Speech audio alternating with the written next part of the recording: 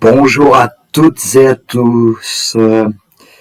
Alors aujourd'hui, je voudrais vous faire une vidéo concernant les fonctions polynômes. Vous trouverez dans le descriptif de la vidéo un peu les papiers concernant ce thème, qui est plutôt un thème de cours, même si on verra des toutes petites applications. J'espère que ce que je ferai ici pourra vous aider quand vous aborderez la notion de polynôme, qui est une notion un peu différente, mais et un peu abstraite au départ. Voilà. Ce que je vais vous présenter aujourd'hui a été encore enseigné dans les années 70 et 80 en classe de première en France. Alors pour ceux qui auraient suivi l'enseignement de maths experte en terminale, vous y verrez à certains moments des notions qui se rapprochent de ce que vous avez vu sur les polynômes avec les nombres complexes. Ici, je ne vais travailler que dans grand R. Donc, généralité, une petite approche pour voir un peu de quoi on va parler. Alors, je considère une fonction f qui est définie sur grand R par f de x égale 2x cube plus 3x moins 22. Alors, on voit que le coefficient de x cube, c'est 2. Je vais l'appeler C3. Alors, il n'y a pas de x carré, c'est-à-dire qu'il y en a 0. Donc, je vais appeler le coefficient de x carré C2 égale 0. 3x, donc on va appeler 3 le coefficient devant x, et puis le coefficient constant c'est 0, moins 22. Donc en fait, on peut écrire que pour tout réel x, f de x c'est c3x3 plus c2x carré plus c1x plus c0. Les nombres réels c0, c1, c2, c3 sont tels que c3 est différent de 0. On dit à ce moment-là que f est une fonction polynôme de degré 3 à coefficient réel.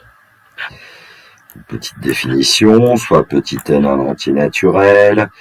On dit que petit f est une fonction polynôme à coefficient réel s'il existe n plus 1 réel c0, c1, cn, tel que pour tout réel x, f de x égale cnx puissance n plus cn moins 1 x puissance n moins 1 plus etc. plus c1x plus c0. On pourrait évidemment utiliser la notation sigma. Je ne vais pas le faire dans ce polycopier. Alors les réels C0, C1, Cn sont appelés coefficients de la fonction polynôme petit f. Alors quelques remarques, si Cn est différent de 0, alors on dit que la fonction polynôme f est de degré n, et puis entre nous on pourra noter degré de f égale n. Ensuite, si tous les coefficients sont nuls, alors la fonction polynôme f, c'est ce qu'on appelle la fonction nulle sur grand R évidemment. On considère que la fonction nulle n'a pas de degré. Alors, un petit exemple. On considère la fonction f définie sur R par f de x égale c2x carré plus c1x plus c0. Alors attention, on ne peut pas dire que c'est une fonction polynôme de degré 2. Pour cela, on a besoin que c2 soit différent de 0. Et à ce moment-là, oui, on peut dire que f est une fonction polynôme de degré 2. Si C2 égale 0 et que C1 est différent de 0, alors f est une fonction polynôme de degré 1, appelée aussi fonction affine. Et parfois, elle peut être linéaire si la constante est nulle. Et si C1 égale 0 et C0 est différent de 0, alors on dit que f est une fonction polynôme de degré 0. Ce qui veut dire que les fonctions polynômes de degré 0, ce sont les fonctions constantes, mais non nulles. Paragraphe 2, opération. Alors une petite approche, en fait c'est un exemple. La fonction polynôme f est définie sur grand R par f de x égale 2x cube plus 3x moins 22. La fonction polynôme g est définie sur grand R par g de x égale x carré plus x moins 6. Alors pour commencer, on va multiplier petit f par 5 pour tout réel x, 5f de x. Bon, dans ce cas-là, on multiplie tous les coefficients par 5 et on va obtenir 10x cube plus 15x moins 110. 5f est une fonction polynôme. Alors, le degré de f, c'était 3, le degré de 5f, c'est 3 aussi. Exemple 2, pour tout Lx, f de x plus g de x. Alors, on ajoute, en fait, 2x³ plus 3x moins 22 avec x carré plus x moins 6, et puis on range ici suivant les puissances décroissantes de x, et on l'obtient 2x³ plus x carré plus 4x moins 28. F plus g, évidemment, est une fonction polynôme avec ses coefficients qui seraient C3 égale 2, C2 égale 1, C1 égale 4 et C0 égale moins 28. Alors pour le produit, c'est un petit peu plus délicat puisqu'on va devoir multiplier 3 termes par 3 termes. Alors on pourrait effectuer le calcul directement. Alors je vais vous proposer ici un calcul qui est le calcul qu'on effectue à l'école primaire quand on multiplie deux nombres. Donc on a 2x³ plus 3x moins 22 à multiplier par x carré plus x moins 6. Alors en fait, ce qu'on va faire, c'est que on va considérer que ça c'est la ligne 1 et puis ça c'est la ligne 2. Et donc on va commencer par multiplier x carré par 2x³ plus 3x moins 22, c'est-à-dire en fait ce que j'ai codé ici par x carré fois L1. Alors x carré qui est multiplié par 2x³ plus 3x moins 22 va donner 2x puissance 5 plus 3x puissance 3 moins 22x puissance 2. Et puis j'ai un peu décalé pour qu'on puisse ensuite bien voir quand on fera la dernière opération qui sera une somme, ce qu'on obtient. Alors ensuite, on prend le deuxième terme de x carré plus x moins 6 et on va le multiplier par 2x³ plus 3x moins 22, ce que j'ai codé par x fois la ligne 1. Donc x fois 2x³, ça donne 2x puissance 4. Alors j'ai indiqué le plus puisqu'à la fin nous allons ajouter plus 3x carré moins 22x. Et puis il nous reste à multiplier moins 6 par 2x³ plus 3x moins 22 que j'ai codé moins 6 est là. Donc on va obtenir moins 6x³ moins 18x et puis plus 132. Et puis comme à l'école primaire, ensuite, ces trois lignes, il suffit de les ajouter. J'ai mis le codage. Alors quand on ajoute, on va obtenir 2x puissance 5 plus 2x puissance 4 moins 3x puissance 3 moins 19x carré moins 40x plus 132. Je vais vérifier un petit peu en même temps parce que je suis un petit peu distrait parfois. Et donc, voilà le produit de f de x et de g de x. Alors, on peut remarquer que le degré de f fois g, c'est 5. Et puis, évidemment, f de x fois g de x, là, f fois g nous donne une fonction polynôme. Alors, une propriété que je ne vais pas démontrer. Le produit d'une fonction polynôme par un réel est une fonction polynôme. La somme de deux fonctions polynômes est une fonction polynôme et le produit de deux fonctions polynômes est une fonction polynôme. Une autre propriété concernant les degrés que je ne vais pas démontrer non plus, là on considère deux fonctions polynômes de degrés respectifs n et p et on les a appelées f et g. Alors attention, si k est un réel non nul, alors le degré de kf ça sera n, c'est-à-dire que f et kf ont le même degré.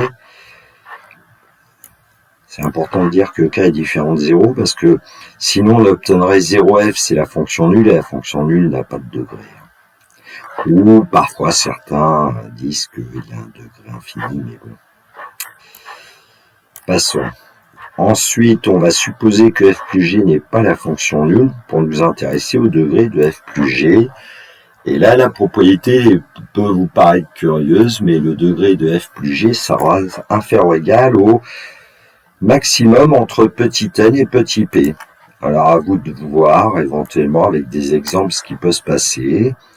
Et puis si n est différent de p, si f et g n'ont pas le même degré, par contre là vous pourrez constater que degré de f plus g, c'est le maximum de n et de p. Et puis le degré de f fois g, on trouve que c'est le degré de f plus le degré de g, c'est-à-dire n plus p. Et oui, je vous laisse un peu de travail. Paragraphe 3, fonction de polynôme nul. Alors une petite approche. Alors on va commencer par s'intéresser à une fonction de petit f ici de degré 1, à condition que C1 soit différent de 0, mais en fait, on va l'écrire en tout cas f de x égale C0 plus C1x. Et on va supposer que f est la fonction nulle sur le grand R, donc j'aurais dû éviter de parler de degré. Alors, que va-t-il se passer? Eh bien, si on cherche l'image de 0, c'est 0, et donc on va pouvoir dire que le coefficient C0 vaut 0. f de 1 vaut 0, donc on va pouvoir dire que la somme de C0 et de C1 vaut 0, et comme C0 vaut 0, on va obtenir C1 égale 0, et donc tous les coefficients de la fonction polynôme f sont nuls. Alors passons à une fonction polynôme définie par f de x égale c0 plus c1x plus c2x au carré. On va supposer que la fonction f est la fonction nulle sur grand R. Alors on va essayer de découvrir les coefficients. Alors f de 0 égale 0, donc c0 égale 0.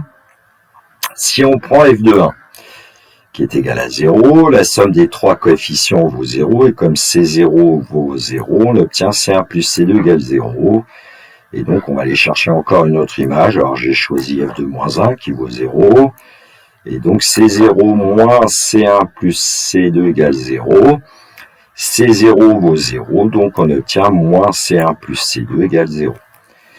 Donc là maintenant on devrait pouvoir trouver C1 et C2. Alors la somme des deux vaut 0, et puis moins C1 plus C2 est égal à 0. Alors si vous ajoutez membre à membre, vous allez obtenir 2C2 égale 0, donc C2 égale 0. Et si vous faites une soustraction, vous allez obtenir C1 égale 0. Ce qui fait que on va pouvoir dire que tous les coefficients de la fonction polynôme f sont nuls. Donc on va conjecturer une propriété, on va dire que une fonction polynôme est la fonction nulle si seulement si tous ses coefficients sont nuls. Alors, tout à l'heure, dans l'approche, ce qu'on a fait, c'est qu'on a supposé qu'une fonction de polynôme était nulle, et alors on a démontré que les coefficients sont nuls, mais la réciproque, évidemment, est vraie. Alors, on va faire une démonstration. Cette propriété était admise, en général, dans les années 70-80. Alors, la fonction polynôme, on va l'appeler f, et puis on va dire qu'elle s'écrit de sorte que f de x égale c0 plus c1x plus etc. cn-1 x puissance n-1 plus cn x puissance n. Alors là, je l'ai écrite un petit peu dans l'autre sens. C'est un peu plus pratique, on verra tout à l'heure pourquoi. Alors on suppose que tous les coefficients de f sont nuls. Dans ce cas-là, s'ils sont tous nuls, les coefficients, f de x vaut 0. Donc la fonction polynôme f, c'est bien la fonction nulle sur R. La réciproque, on va supposer que la fonction polynôme f est nulle sur grand R, et on va utiliser un raisonnement par l'absurde ici. On pourrait faire un raisonnement par récurrence, mais je trouve ça un petit peu lourd. Alors on va supposer donc qu'il existe au moins un coefficient de f qui soit non nul, et on va voir qu'il y a un souci, ce qui fera qu'on pourra affirmer que tous les coefficients de f sont non nuls. Alors on va définir un nombre k que j'ai appelé, c'est le plus petit entier compris entre 0 et n, tel que ck est différent de 0. Et donc, dans ce cas-là, ça voudra dire que pour tout réel x, f de x, on peut l'écrire ckxk plus ck plus 1 x puissance k plus 1 plus etc. cn x puissance n. Parce que c0, c1 jusqu'à ck moins 1, a priori, vaut 0.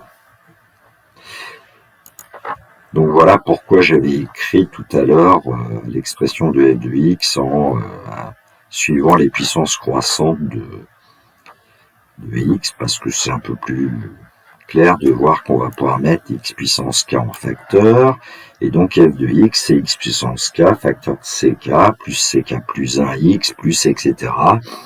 plus cn x puissance n moins k. Alors, on va poser g de x égale ce qu'il y a dans la parenthèse, ck plus 1x plus etc. plus cn x puissance n moins k. Et puis, comme on sait que pour tout réel x, f de x est égal à 0, ça veut dire que x puissance k g de x est aussi égal à 0. Et donc, quand x n'est pas égal à 0, c'est que forcément g de x vaut 0. Et donc, on peut affirmer que pour tout réel x différent de 0, g de x vaut 0. Donc, en fait, la fonction g, c'est la fonction nulle sur R étoile.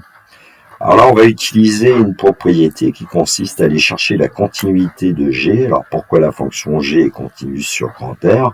C'est parce que g, c'est une fonction polynôme, définie sur grand R, bien sûr. Alors, on va aller chercher maintenant la continuité de g en 0.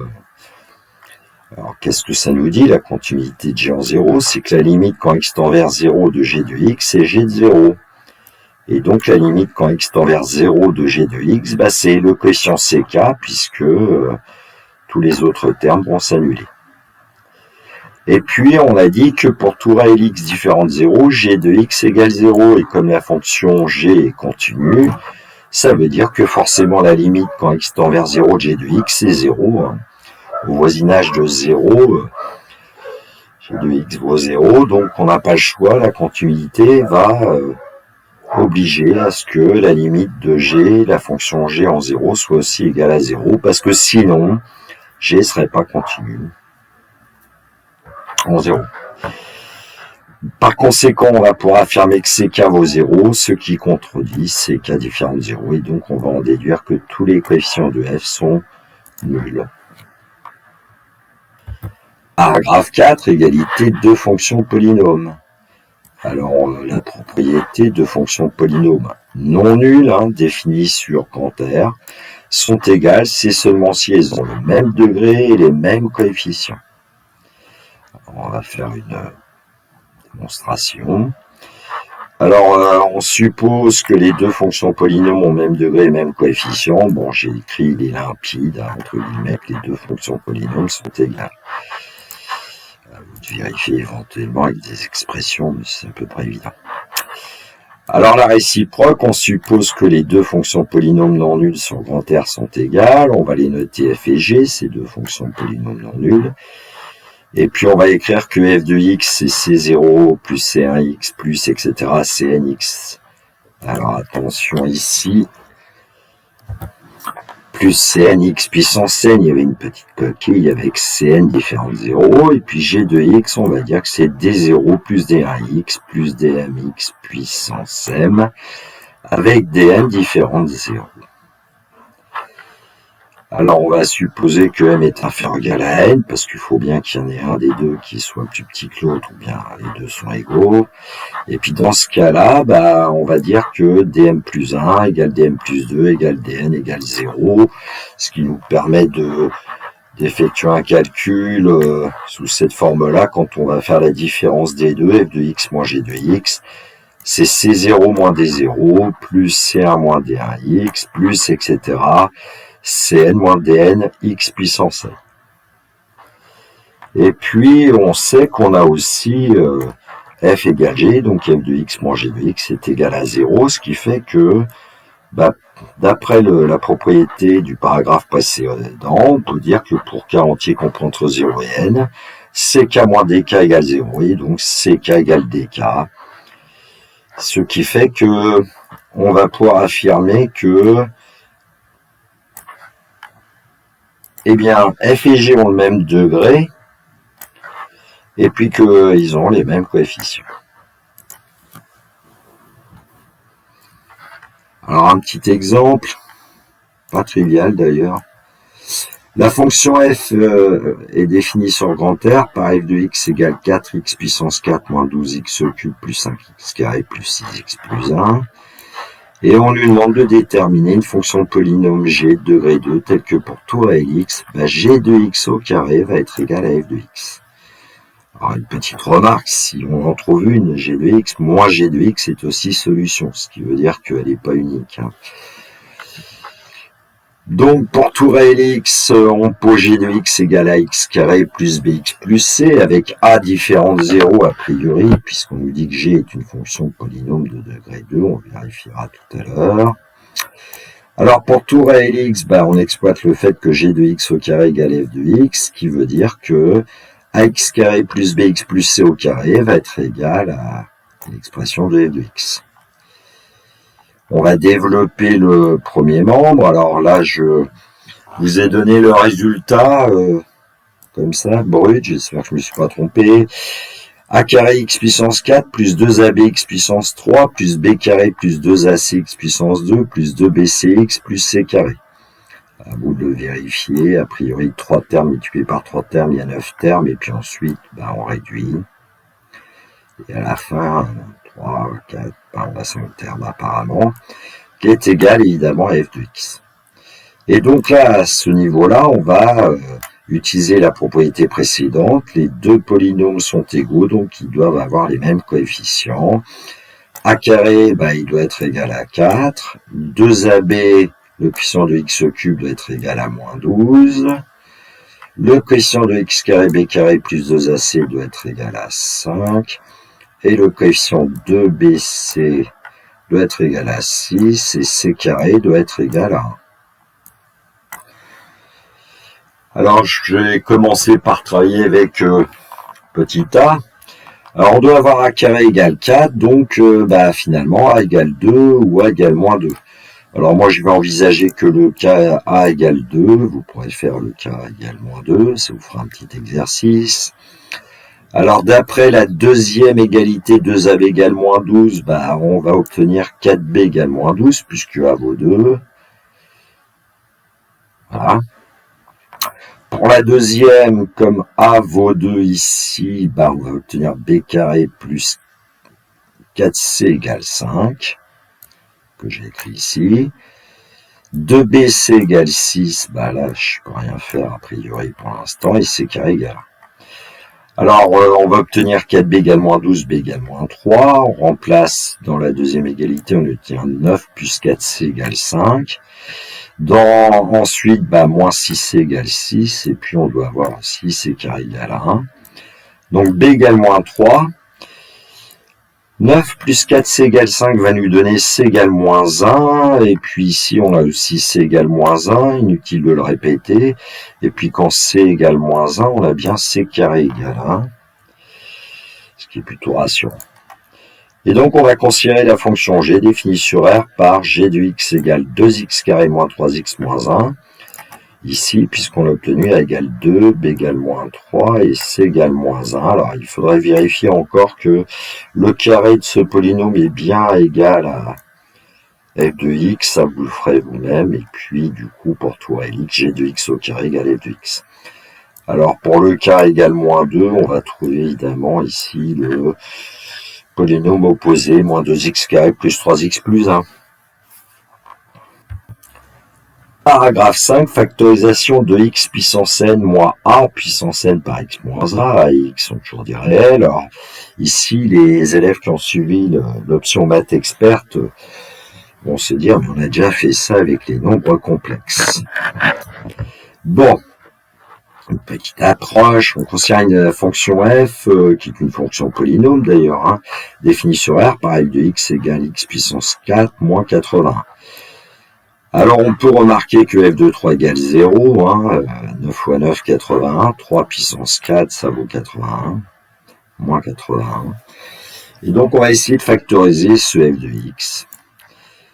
Alors, on peut remarquer que f de x, évidemment, du coup, c'est x puissance 4 moins 3 à la puissance 4. Et ici, en fait, on a la différence de 2 carrés. Parce que x puissance 4, c'est le carré de x carré, et 3 puissance 4 est le carré de 3 carré. Et donc, on va utiliser l'identité remarquable a carré moins b carré égale à moins b, facteur de a plus b, ce qui va nous donner x carré moins 3 carré, facteur de x carré plus 3 carré. Alors, x carré moins 3 carré, c'est encore une identité remarquable. X moins 3 facteur de x plus 3 qu'on multiplie par x carré plus 9. Alors on pourrait s'arrêter ici, effectivement on a factorisé. Alors j'ai conservé le x-3 et puis j'ai développé à côté ce qui va nous donner f de x égale x-3 facteur de x au cube plus 3x carré plus 9x plus 27. Et donc ici, on voit qu'on a pu, sachant que f de 3 était égal à 0, factoriser f de x par x-3. On va voir que c'est une propriété générale. Soit n a un antinaturel, soit petit a réel, pour tout réel x puissance n moins a puissance n, on va voir que c'est x moins a multiplié par q de x, où q est une fonction polynôme de degré n moins 1. Alors pour la démonstration, voilà ce que j'ai fait. J'ai été chercher une identité qui est bien connue a priori. C'est en fait la somme des termes consécutifs d'une suite géométrique de raison t. Si t est différent de 1, on sait que c'est t puissance n-1 sur t-1. Et puis en multipliant par t-1, on s'aperçoit qu'ici, cette égalité est encore valable pour t égale 1. Puisque pour t égale 1, t-1 vaut 0, et puis 1 moins 1 puissance n-1 vaut aussi 0. Et donc, elle est valable pour tout réel t, cette égalité. Alors, dans un premier temps, on va supposer que le nombre a est différent de 0, parce qu'en fait, on va choisir t égale x divisé par a dans l'identité que nous venons de donner, là, ici, et donc, on va obtenir quelque chose d'un petit peu monstrueux, entre guillemets, au départ. X sur a à la puissance n-1, plus x sur a à la puissance n-2, plus etc., plus x sur a au carré, plus x sur a plus 1, facteur de x sur a moins 1 égale x sur a à la puissance n-1. Alors, on va un petit peu modifier cette expression, et puis on va déjà dire que la puissance d'un quotient, c'est le quotient des puissances. X sur a moins 1, on va dire que c'est x moins a divisé par a, et puis ici, en fait, j'ai fait deux choses, c'est x puissance n sur a puissance n, moins a puissance n sur a puissance n, et donc on obtient x puissance n moins a puissance n sur a puissance n. Donc on a fait apparaître le fameux x puissance n moins a puissance n. Alors pour le premier terme de l'égalité, et en fait pour le premier facteur, j'ai mis au même dénominateur, a puissance n-1. Alors, je ne vais pas lire le numérateur, il n'est pas très intéressant, donc on n'a rien modifié sur les deux autres. Alors on peut s'apercevoir que quand on va effectuer le produit de ces deux fractions, le dénominateur, ce sera a puissance n, et comme dans le deuxième membre, on l'a aussi a puissance n, en multipliant par a puissance n, il va disparaître. Et donc, dans le deuxième membre, il va rester tout simplement x puissance n moins a puissance n. Et dans le premier membre, il va rester un polynôme de degré n moins 1, puisque son terme de q au degré, c'est x puissance n moins 1, le coefficient devant, c'est 1, multiplié par x moins a, qui sera égal à x puissance n moins a puissance n. Bon, ici, c'est uniquement pour faire apparaître que x puissance n moins a puissance n est factorisé par x moins a multiplié par un certain polynôme de degré de moins 1. Alors en fait, on peut s'apercevoir que cette égalité précédente qui a été obtenue pour a différent de 0, elle est encore vraie pour a égale 0, puisque a moins a, ça vaut 0 ici, puis a puissance n moins a puissance n, ça vaut 0. Finalement, du coup, pour tout réel x, en posant q de x égale x puissance n-1 plus a, x puissance n-2 plus etc. plus a puissance n-2x plus a exposant n-1. Q est une fonction polynôme de degré n-1. Et on a pour tout réel x, x puissance n moins a puissance n égale x moins a facteur de q de x. Paragraphe 6, factorisation. Alors la propriété soit un réel, soit f une fonction polynôme de degré n étant supérieur ou égal à 1. Donc ça veut dire que f n'est pas un polynôme constant, une fonction polynôme constante.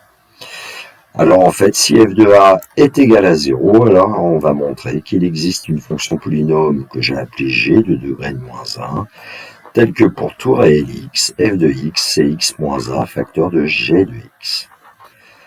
Donc en fait, ici, si a est une racine de f, on peut factoriser f de x par x moins a. Alors, la preuve, alors soit x un réel quelconque, f de x, je l'écris cn x puissance n plus cn moins 1 x puissance n moins 1, plus c1x plus c0. Évidemment, quand on remplace x par a, on obtient cette expression. Et puis ensuite, on effectue la différence des deux, f de x moins f de a. Et puis, on s'aperçoit que dans ce cas-là, en faisant le calcul à la verticale, c'est-à-dire on va mettre Cn ici, x puissance n moins Cn a puissance n, ça nous donne Cn facteur de x puissance n moins a puissance n. Pour les deuxièmes termes, Cn moins 1 facteur de x puissance n moins 1 moins a à la puissance n moins 1. C1x moins C1a va nous donner C1 facteur de x moins a. Et puis C0 va disparaître. Alors, comme on sait que f de a égale 0, ça veut dire qu'en fait, f de x est égal à x moins a facteur de qn de x.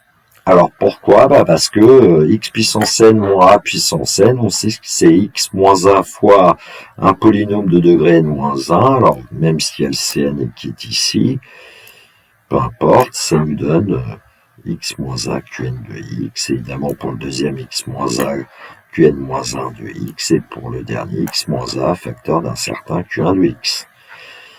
On peut donc mettre x moins 1 au facteur de qn de x plus qn moins 1 de x plus etc. plus q1 de x.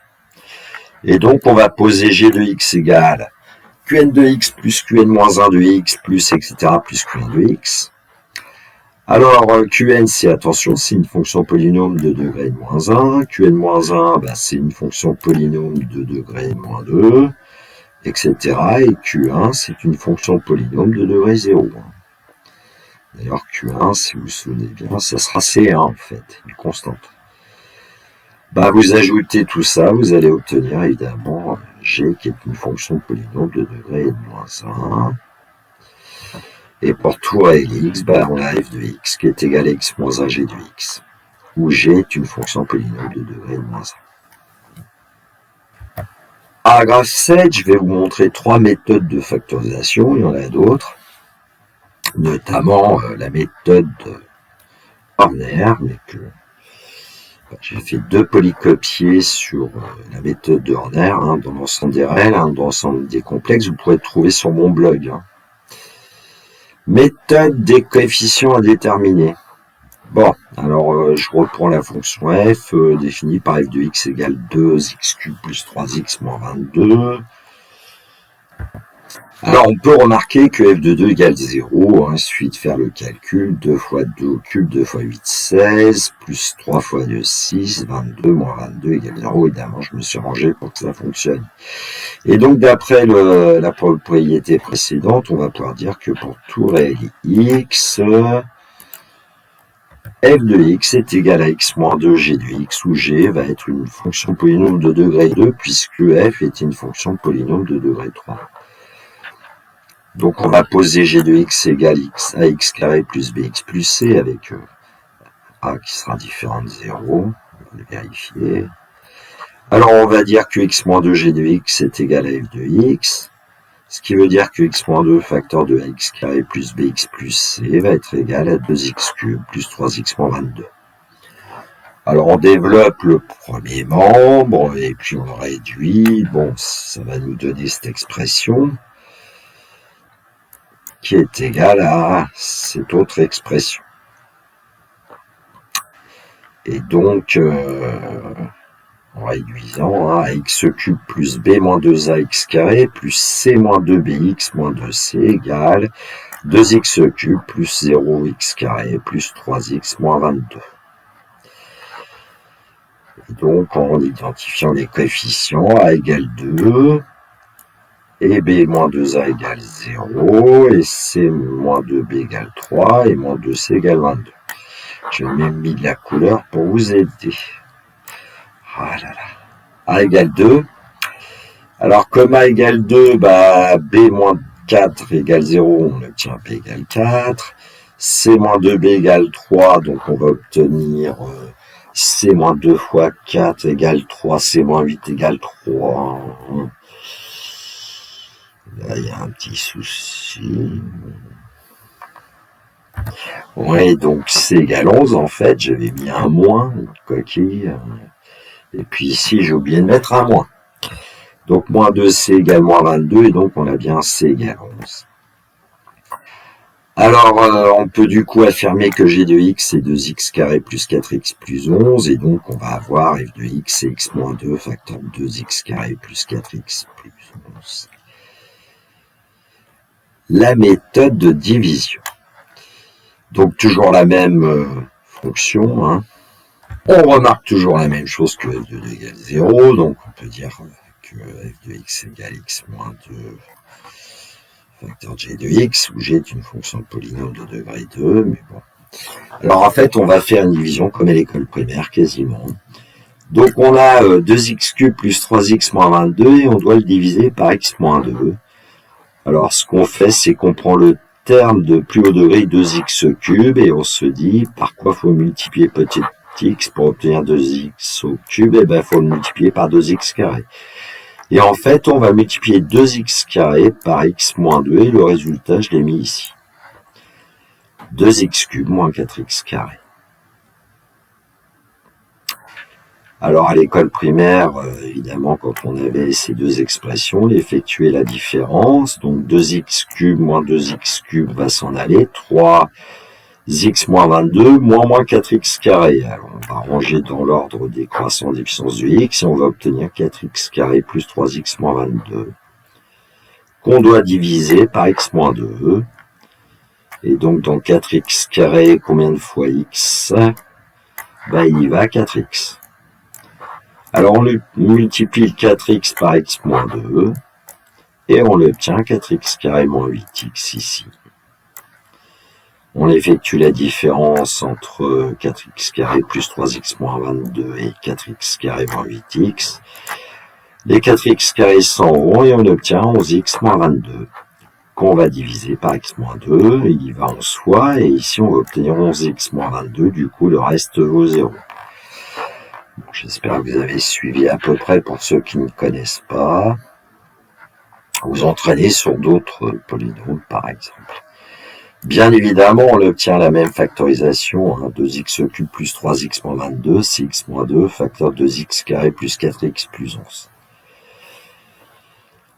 Alors, une méthode qui est pas classique, que j'ai appelée méthode pas à pas. Alors, comment on va procéder? Voilà l'idée. Pour tout réel x, f de x égale 2x cube plus 3x moins 22. Alors, on va prendre le terme de plus haut degré, et puis, en fait, on va utiliser une petite astuce, puisqu'il faut mettre x moins 2 en facteur. Eh bien, quand on a x moins 2, multiplié par 2x carré et le x qui est là, ça fera bien 2x cube.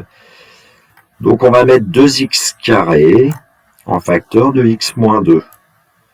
Alors, évidemment, le problème, c'est que en écrivant 2x cube égale 2x carré facteur de x moins 2, il manque quelque chose. Hein, et ben le terme qu'il faut ici ajouter, c'est 4x carré. Pourquoi? Parce que quand 2x carré, vous le multipliez par moins 2, vous obtenez moins 4x carré. Donc, il y a ce que j'appelle souvent un coefficient correcteur, un terme correcteur ici. Et puis, il nous reste le 3x moins 22. Bon, pour le premier terme, c'est fait, on a x moins 2 en facteur. Et on continue. Ce qu'on vient de faire sur 2x cube, maintenant on va le faire sur 4x carré, c'est-à-dire qu'on va dire que on va essayer de mettre x moins 2 en facteur. Facteur de quoi? On n'a pas le choix, c'est 4x à cause du 4x carré. Sauf que en développant, on obtient 4x fois moins 2 moins 8x. Donc il faudra rajouter un 8x que j'ajoute avec 3x. J'avais plus trop de place pour vous faire plein de lignes, donc on obtient 11x. Le moins 22, lui, il n'a pas bougé. Et puis, en général, ici, quand on est arrivé à fonction polynôme de degré 1, c'est facile, hein. Et donc ici, il suffit de mettre 11, et on aura 11 facteurs de x-2, qui est bien 11x moins 22, et donc on a bien fait apparaître le x-2. Hein. Et puis, il n'y a plus qu'à mettre x-2 en facteur, et facteur de quoi? Évidemment, 2x carré plus 4x plus 11. Alors, à vous de vous entraîner, par exemple, sur d'autres polynômes. Alors, évidemment, si le polynôme est de degré 4, il y a un petit peu plus de calcul. Si la racine de f, ici, c'est 2, c'est un nombre entier assez sympa. Si c'est pas forcément un nombre très très sympa, avec une fraction ou autre, les calculs sont un petit peu plus lourds, mais bon, ça se passe plutôt bien. Et puis ceux qui connaissent avec les nombres complexes, vous pouvez reprendre des polynômes que vous avez vus avec vos professeurs en maths expertes, et puis essayer d'utiliser cette méthode pas à pas. Voilà, alors elle est plus ou moins enseignée dans certains pays, notamment en Roumanie. Je me souviens que j'avais eu une collègue qui était ma stagiaire, c'est elle qui m'avait montré un petit peu cette méthode, mais présentée un peu différemment. Donc moi j'ai plutôt essayé de vous montrer comment vous pouvez procéder de manière relativement simple, j'espère. Alors, je vous ai aussi parlé de la fameuse méthode de Horner. Je vous conseille vraiment d'aller voir de quoi ça parle, et puis éventuellement d'aller voir mes polycopiés sur mon blog. Voilà, cette vidéo est terminée pour moi. J'espère que ça vous aura plu de faire un petit tour sur les fonctions de polynômes. Alors, il y aura encore beaucoup de choses à dire, hein, mais bon. Je pense pas que je ferai d'exercice sur les fonctions polynômes parce que j'ai beaucoup de thèmes à aborder et puis beaucoup de choses à faire, et puis rien que ces fonctions polynômes, ça m'a demandé plusieurs heures hier pour vous présenter cette vidéo, faire le texte, réfléchir. Vous avez vu d'ailleurs que j'ai fait quelques petites corrections au fur et à mesure parce que on a beau parfois relire, il reste des coquilles. Voilà, si ça vous a plu, un petit pouce levé, ça m'encourage. J'ai vu que des gens m'en mettaient un peu. Merci beaucoup. J'ai vu aussi parfois des pouces baissés. Bon, si vous avez des commentaires à faire, n'hésitez pas, surtout quand mes vidéos ne vous plaisent pas. Alors je sais, c'est peut-être un petit peu magistral. Mais bon, ça sera comme ça dans l'enseignement supérieur. Hein. Voilà, l'enseignement secondaire est peut-être un peu moins magistral, mais dans l'enseignement supérieur, c'est plutôt comme ça. Je vous souhaite une belle journée, prenez bien soin de vous, que la force soit avec les étudiants qui vont aborder leurs études supérieures dans quelques jours, j'ai envie de dire. Alors profitez encore de vos vacances, hein. À la fois travail et détente. Trouvez un équilibre. Il me reste à vous dire le classique. Au revoir.